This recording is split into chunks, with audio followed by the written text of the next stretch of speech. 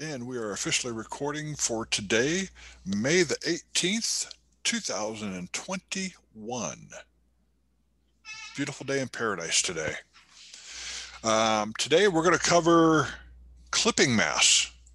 So it should be a quick and easy 45 minutes or so. We'll see what happens. Maybe I'll go longer, maybe I'll go shorter. I don't know. It depends on my day. So I'm going to share my screen and let's just do desktop and minimize that.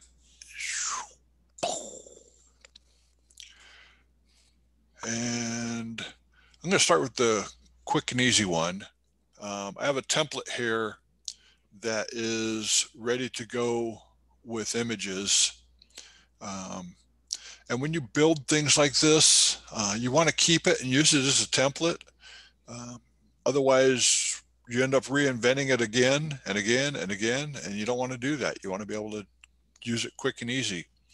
So what I'm going to do is I'm going to start with photo number one, which is the upper right hand corner. And it's already pretty much cut out. So all I have to do is add the picture and make it a clipping mask.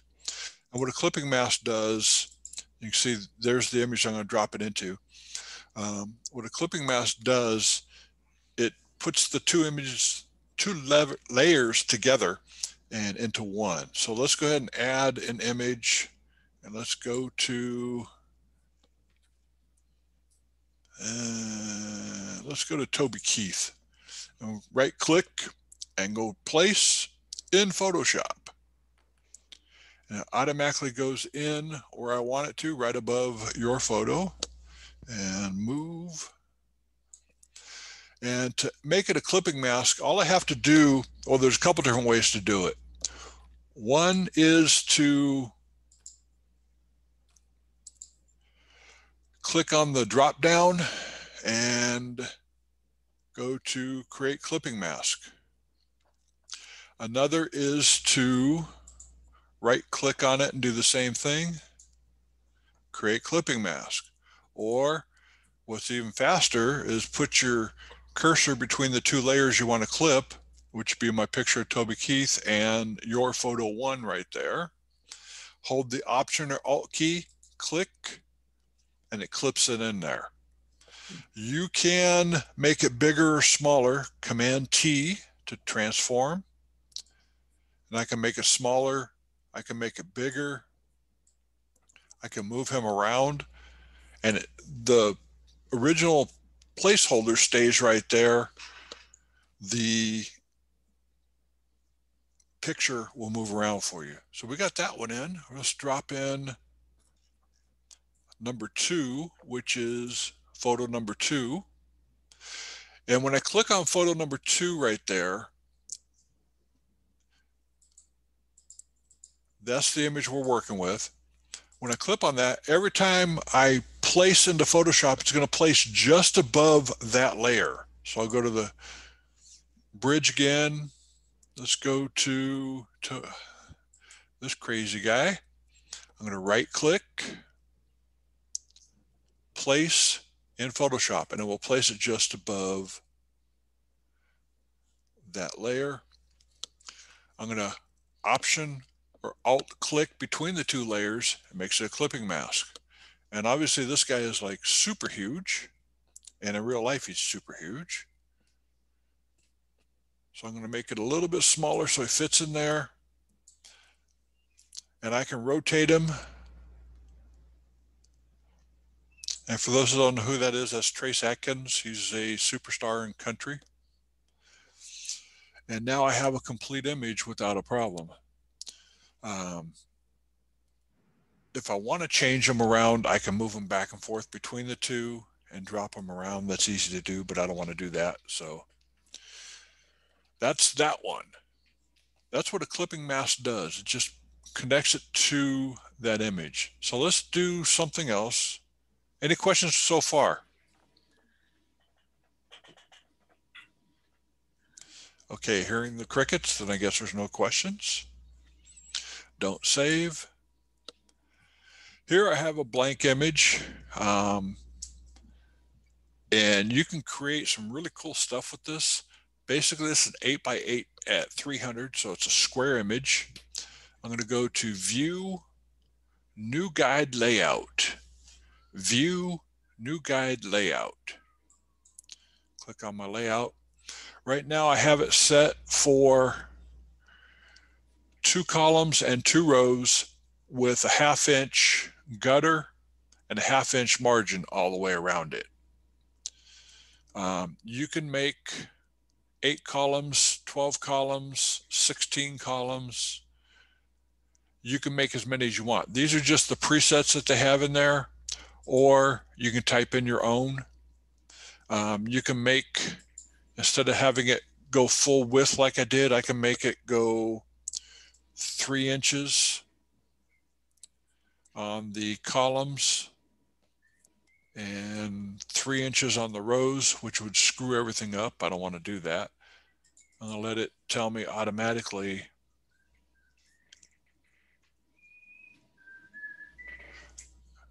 what it's going to do is make it so it's perfectly formatted for me. Click OK. Now I have guides in there. I'm going to go to my shape tool, or U is the shortcut. So I hit U for the shortcut. Bring up the rectangle tool and just click at the corner up there, click at the corner here, and it makes it black.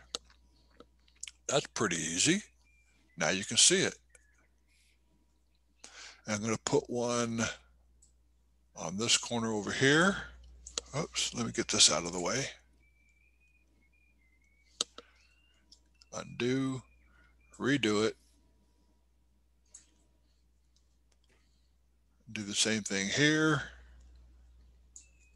And we'll do the same thing on this one. Now I have 4 shapes in there, and each one is on a separate layer. So rectangle 1 is in the upper left. I'm going to double click and name this up left.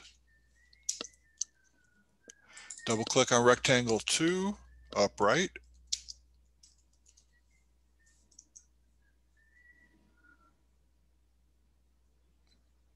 Mel, can you tell who's whistling? And zap them for me, mute them. This will be bottom left. And bottom right. And as you change these, you don't have to hit OK or return to go to the next one. You can hit your tab key and it takes it to renaming the next one. So we're going to start with the upper left and go to bridge. And I've got some images to drop in there. So I've got image number 1. We're going to right click, place in Photoshop. And it's above the upper left. So I'm going to create my clipping mask, hit the Option or Alt. But yeah, I'm going to do it the other way this time. I'm going to go to the drop down, create clipping mask, use the Move tool, maybe even transform them a little bit.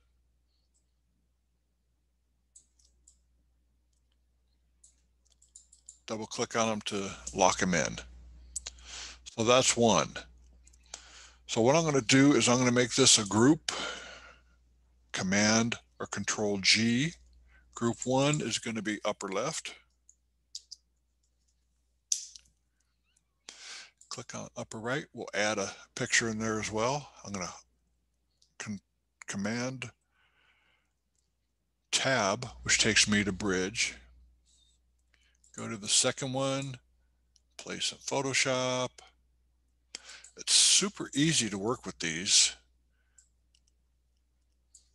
Command T to transform and just drag them in.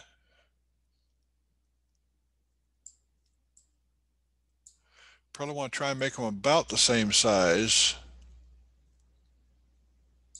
so that it fits in there perfect. And then will this work from Lightroom as well as Bridge?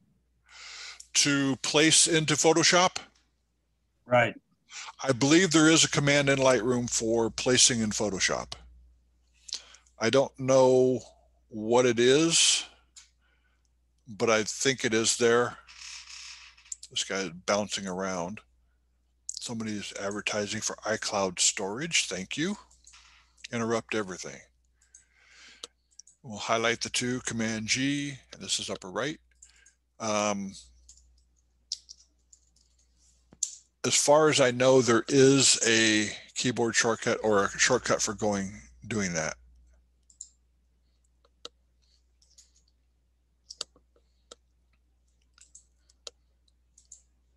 And if not, then you just double click to open it up, or however you open in Photoshop out of Lightroom. Drag them over, drag them to that area, clip.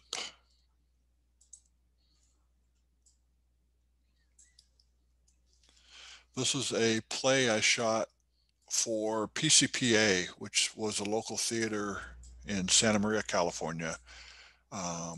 Some great actors have come out of there, including Robin Williams. He performed there one time. A lot of good actors, a lot of fun. And they play for the camera because it's a dress rehearsal. So you get to have a good time. It was and still is a great place, just hasn't had any shows lately. They have not had any shows lately, which is a pain because they need to make their money to survive. Yeah. And PCPA is a blast, great people. Okay, let me do this last one. So it's kind of funny. I'm just kind of going between the programs automatically without even thinking about it now, doing the shortcuts. And we'll drop him in there. And you know, when you want to, let me undo that. When you drag them over, hold on top of the tab there. If you want to center it in the picture, you just hold the shift key and drop it anywhere in there and it's centered wherever you want it. So you can do that. Centering it, just hold the shift key. So Command T to transform. And I got so many lines going on right now, it's crazy.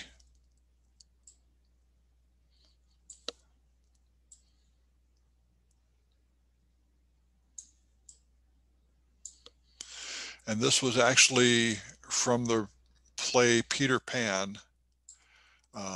This is where he got his arm cut off. They didn't show the crocodile doing it. The treasure chest slammed on his arm and he got his arm cut off, and that's why he's screaming and yelling and having a good time. Hold the shift key down, Command G to group that, and this would be lower right.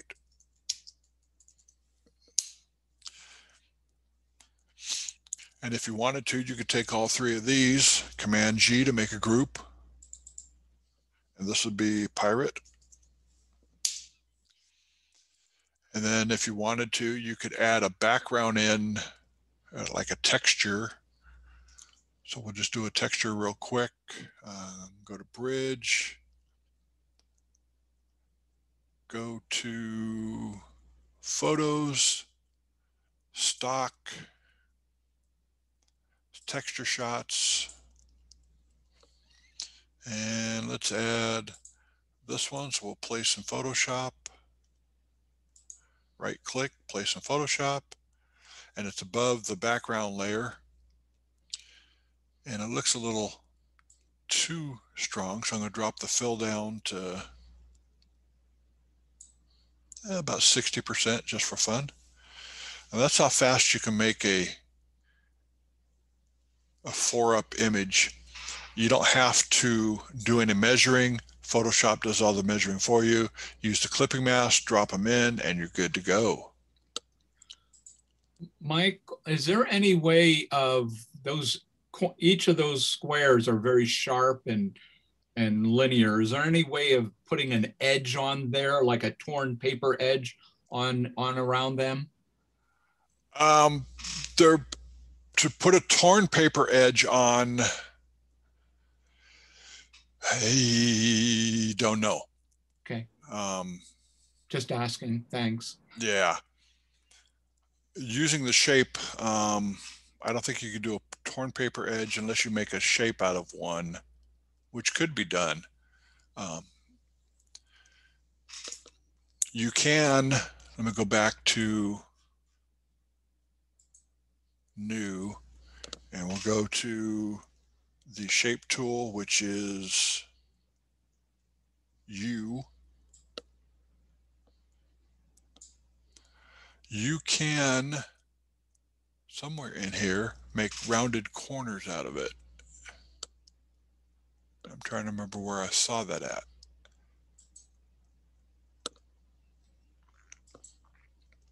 Okay, you have a stamped edge in your presets up there. I'm sure if you did a shape with the textures and made a shape out of it, you could do that. There is a way to round the edges, but I can't think of how to do it right off the top of my head right now. And I'm not seeing it up there. Okay, thanks, Mike. I appreciate it. Yep. Thanks for making the hard question for me. I appreciate it. Anytime. Anytime you're here to help, right? Okay, let's close that. And now comes the fun one. I have an image of an ocean. So I'm going to go to my text tool, make a big giant text box, and I'm going to use a big thick text. So we'll type in ocean white, and you'll see why I said white in just a second. It doesn't matter the color that you're dealing with here. It could be white text, it could be green text, it can be brown text.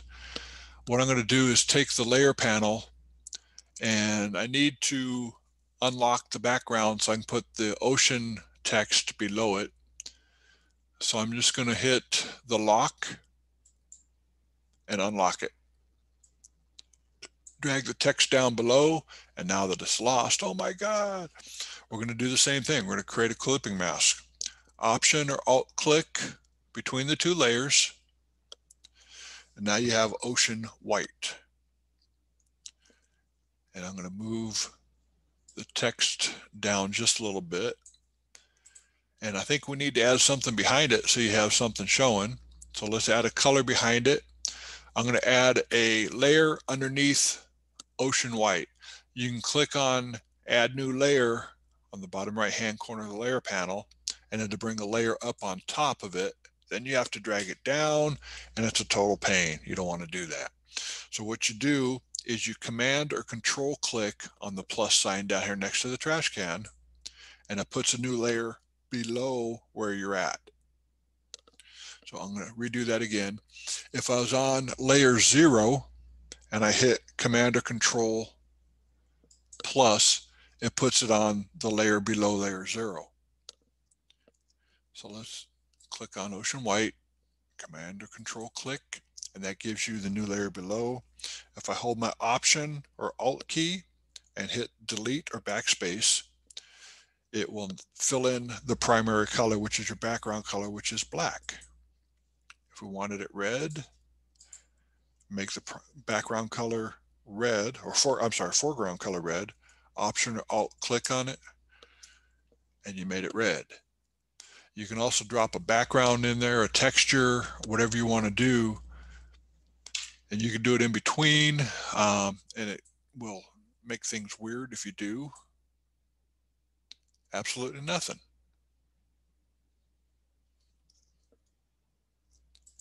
Of course, you got to turn the eye on first. It still does nothing. See? Perfect. So that is clipping mask in a nutshell, really fast.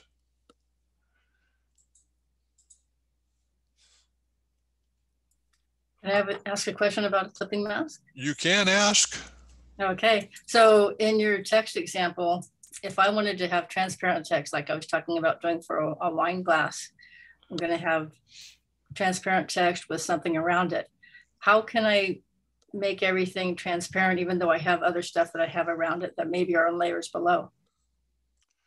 Okay. Let's do new.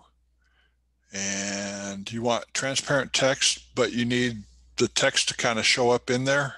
Yeah, I need to have color around the text, but not the text itself. I want the text to be transparent. Right. Okay.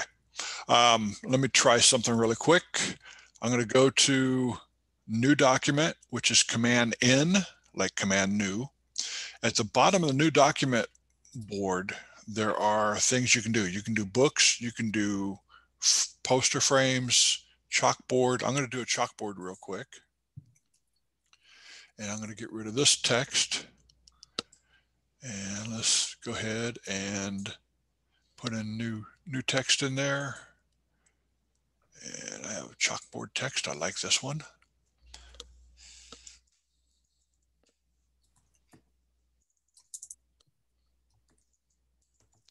Keep doing it, Mike. You can do this.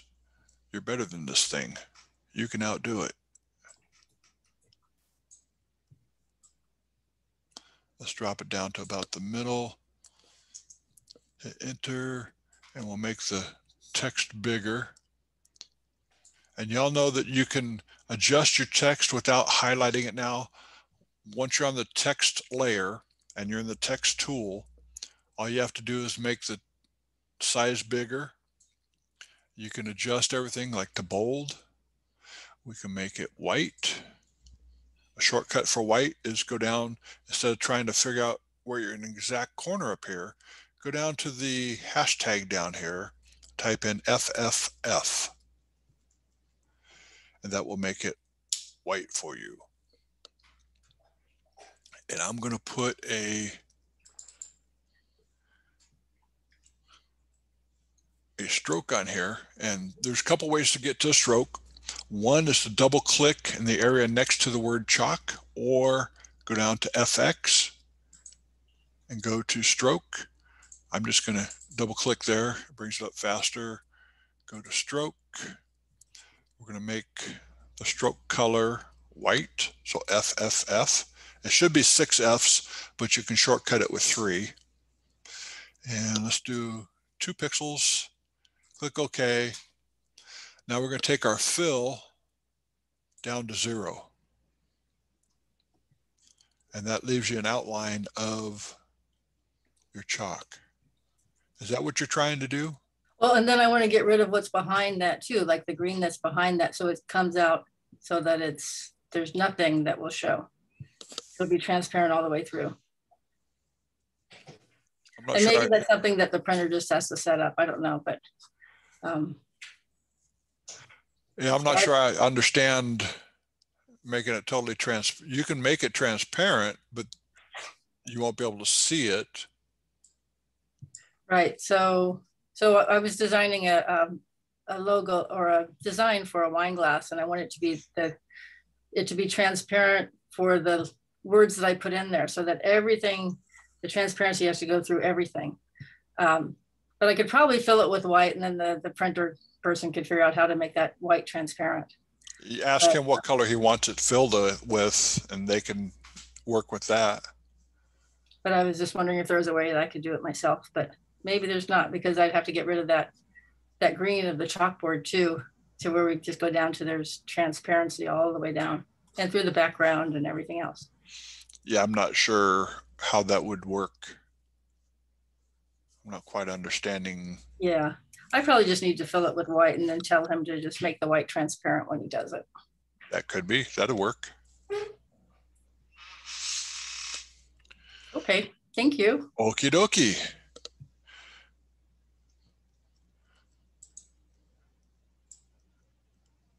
I don't know if this is going to work or not. No, I'm not going to try it. Never mind.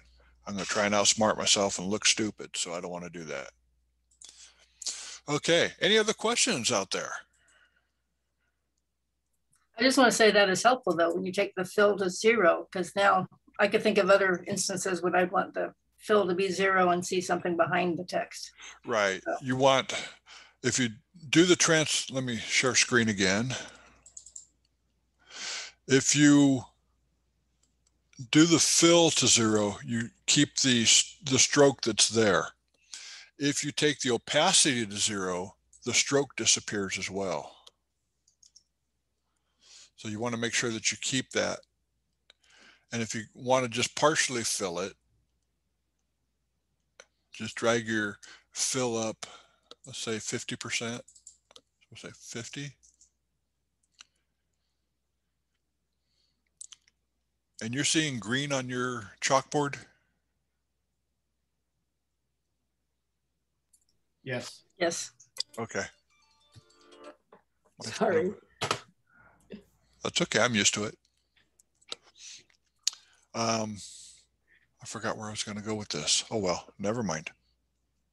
Well, that's good. I didn't know about this fill stuff.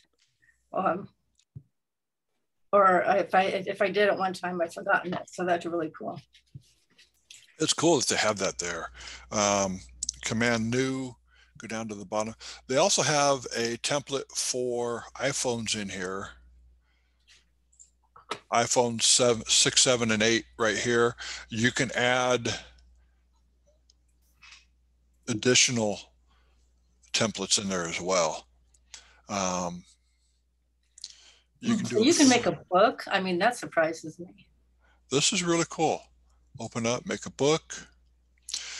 Let's drop our picture in there. Let me select that layer by hitting Command, and with the Move tool selected, click Command or Control. Or with the Move tool selected, you can go up here and auto select. Auto select isn't always predictable. So I'm going to go to Command click there. It brings up number 1, and we will drop in Toby Keith. Place in Photoshop, and Command T to rotate them around a little bit more. There we go. Click return, and then Option or Alt click. And that didn't work. Why didn't that work?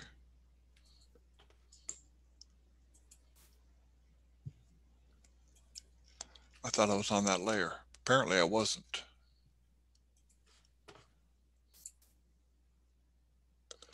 Let's do this.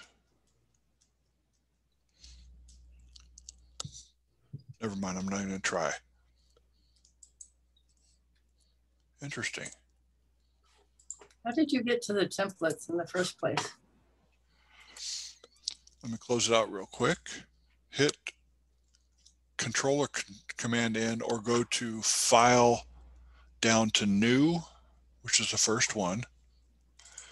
And you see all these pop up in the new. If you have the legacy version, you don't see this. If you have the current version, you get this. I probably have turned that off. So I probably need to go turn that on. Let me go to Preferences and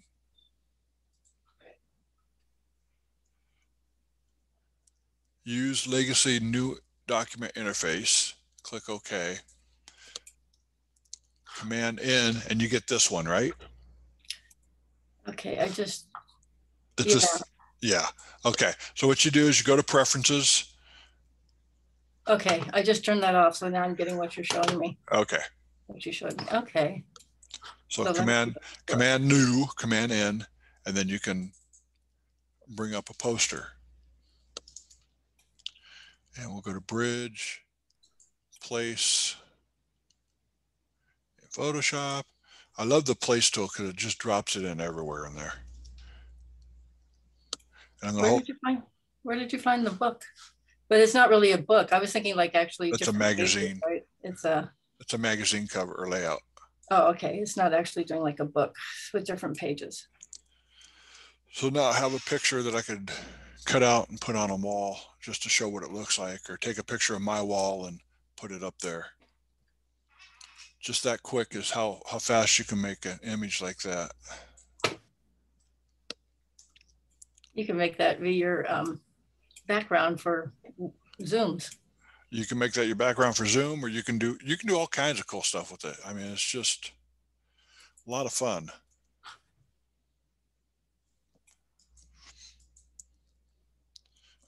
We got this image, do our text, cruise,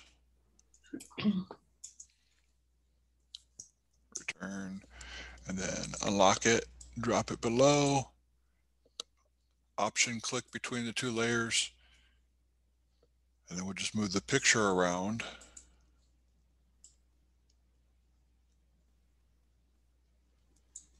Make the text a whole lot bigger because it's too small for what we're doing.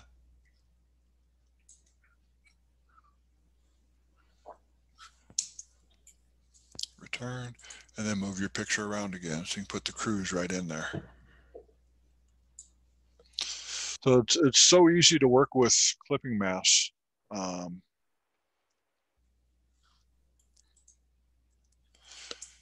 There's no reason not to. Just get in and play with them. Questions?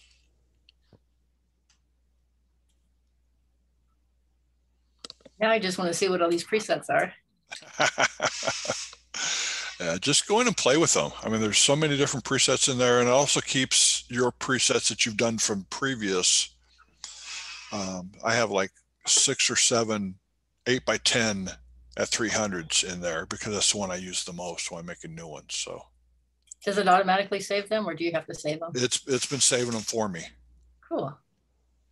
So any other questions?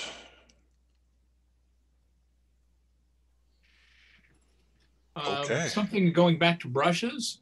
Okay. If maybe you had covered this and I missed it.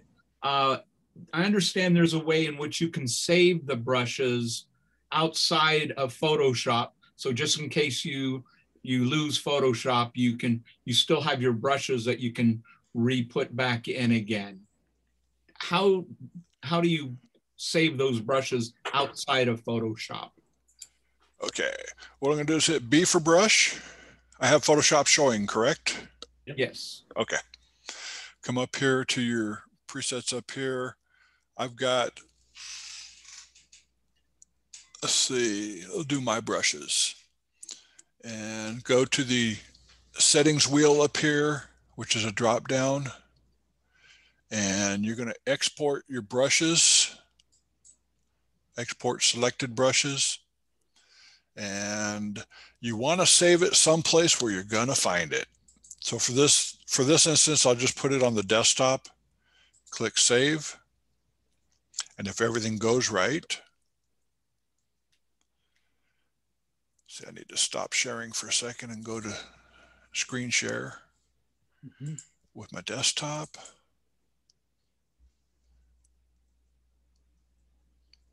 And my brushes are right here on my desktop. So all you have to do is open up brushes, go to the drop down, export selected brushes. So we need to select brushes, which was my brushes.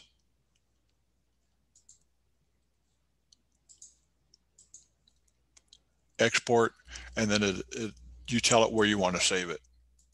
I've got brushes saved on my computer because I tend to lose them. Also with these brushes, I think I did this a couple weeks ago. If you're looking for a certain brush, you can now, with the new version of Photoshop, go to, let's say, star brushes. All my star brushes are selected, and you can see which ones you want to use. That's what I was looking for. Thanks, Michael. You betcha. You can also do grass brushes. Whatever you're looking for, you can search now, which you weren't able to do in the past. So life is good. And stop share. Okay. Other questions?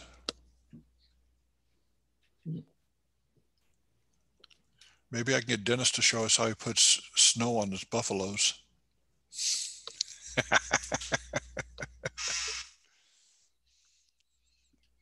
Go on a winter trip with me. Well, as long as you're not full, I'll be happy to. Okay, any other questions? Yes. I have a question. I was using the select and mask the other day and trying to use that tool that does the fine areas, trying to get the hairs of a seal, the whiskers of a seal, and it wouldn't select them. So I don't know what I was doing wrong. Why I couldn't understand why. Sometimes it doesn't work totally perfectly. Let's go to share screen and bridge. Go to stock images, aminals. Let's see if it's a cat.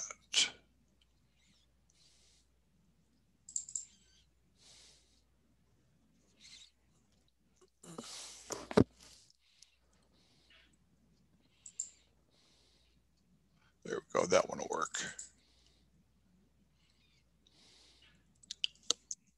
Those are some whiskers. Those are some whiskers. Well, hopefully it'll work.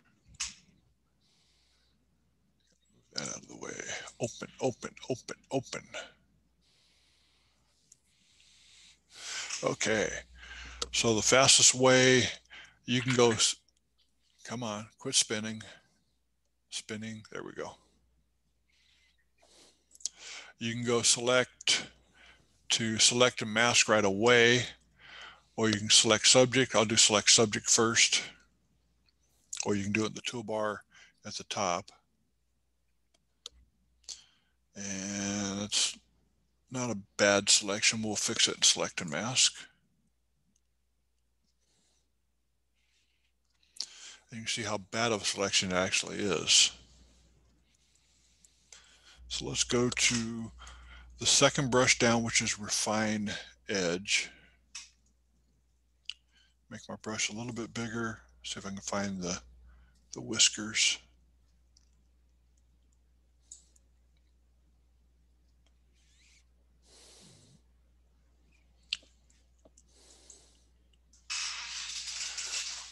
And it looked like it got them started, but not great. Smart radius, feather, no, contrast, we'll bring that up a little bit.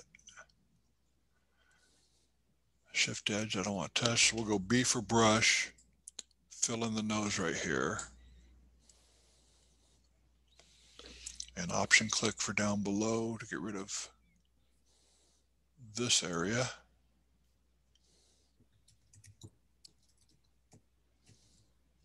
And I'm working with my mouse, not my Wacom tablet, so.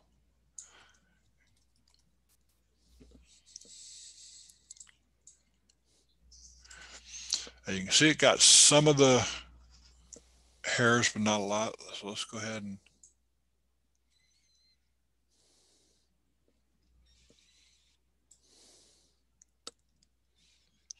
and you may have to, if you're painting, just paint them in. Otherwise, I would say you may have to use a different way to do this. Okay, it's got them better. So let's go ahead and put it up on its own layer just for fun. And we'll put a new layer behind there. Fill with black so you can see it. And so it got some of the whiskers pretty good. What you may have to do is really zoom in, get a really small fine edge brush, hard edge brush, and just paint them in a little at a time with the brush tool. That's what I ended up doing, but I was hoping that the select and mask would do it for me. You got to have really good contrast between the hairs and the background to be able to pull it off. I think that was probably part of it. Yeah. Okay. Okay. Well, thanks for showing me that. Uh-huh. Okay. Anything else out there? Okay. Ira, you're muted.